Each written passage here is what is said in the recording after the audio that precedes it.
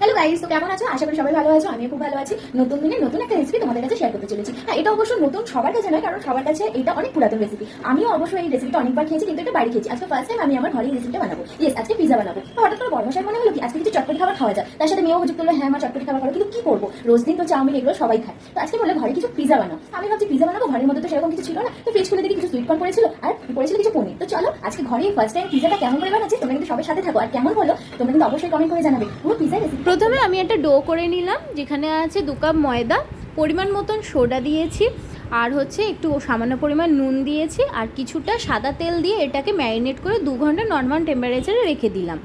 আর সাথে রয়েছে এখানে পনির স্লাইস করে কাটা রয়েছে পরিমাণ মতন, যতটা তোমার ইচ্ছা তুমি দিতে পারবে। আর বেশি দিলে সেটা খেতে ভালো লাগবে না, তার থেকে পরিমাণ মতন দেওয়া ভালো। এখানে দেখো পাস্তা পিৎজা মশলা আছে, যেটা তুমি পিৎজাতেও দিতে পারবে, পাস্তাতেও দিতে পারবে। টমেটো কেচাপ রয়েছে, চিজ আছে, আর হচ্ছে এখানে সবজি কিছু কাটা রয়েছে, আর সুইটকর্ন কিছু ছিল, সেটাকেও আমি সেদ্ধ বসিয়ে দিয়েছি। আর দেখো রুটির সাহায্যে আমি গোল পিৎজাটাকে আমি বানিয়ে নিলাম, আর একটু সেকে নিলাম। সেকে নেওয়ার পরে চামচের সাহায্যে, কাঁটা চামচের সাহায্যে আমি সেটাকে কিছু কিছু ছিদ্র করে নিলাম, যাতে এটা পরবর্তীকালে এটা লেগে না যায়।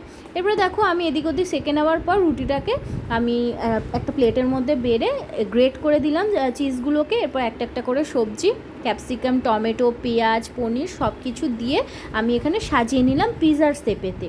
বেশ ভালোই লাগছে, কারণ আমি লাইফে ফার্স্ট টাইম এটা আমি কখনো এটা নিজে করিনি। আমি ভাবতাম হয়তো খুব এটা কঠিন হবে, বাট ভালোই লাগলো। দেখো আমি এরকম এরকম করে করছি, তোমরা দেখে নাও। আমি হয়তো রান্নার রেসিপি কখনো দিই না, বাট মনে হলো আজকে তোমাদের সাথে এটা শেয়ার করব, তাই শেয়ার করলাম। পুরো পিৎজাটা যখন আমি সেরকমভাবে বানালাম, বানানোর পর সুইটকর্নগুলো ওপরে দিয়ে চিজ যেগুলো রয়েছে চিজগুলো ওপরে ছড়িয়ে দিলাম। আর আমার কাছে অল্প সামান্য চিজ ছিল, তাই আমি বেশি চিজ দিতে পারিনি। তাই যতটা পরিমাণ যা যা ছিল সেগুলো সব দিয়ে তাওয়ার ওপরে আমি সেটাকে থালাটাকে বসিয়ে দিয়ে ঢেকে দিলাম। মিনিমাম 25 মিনিটস রেখেছি। তারপরেই দেখো আমার পিৎজা কিন্তু রেডি। এবারে চলো এটা বরের কাছে নিয়ে যাওয়া যাক। বরমশাইকে তো দিলাম, ও খুব খুশি, ও তো নিজের আনন্দে কাটতে শুরু করে দিয়েছে। এইবারে দেখা যাক এদের রিয়েকশনটা কি হয়। কি কেমন খেতে হয়েছে বলো? অ্যামেজিং, লুকিং লাইক আ ওয়াও। তো ফার্স্ট টাইম আমি ঘরে বানিয়ে সাকসেসফুল হয়েছি। দরকার নেই আর ডোমিনোজে গিয়ে টাকা খরচা করে পিৎজা খাবার, ঘরে বানিয়ে পিৎজা খাওয়া যাবে। তোমরাও ট্রাই করো।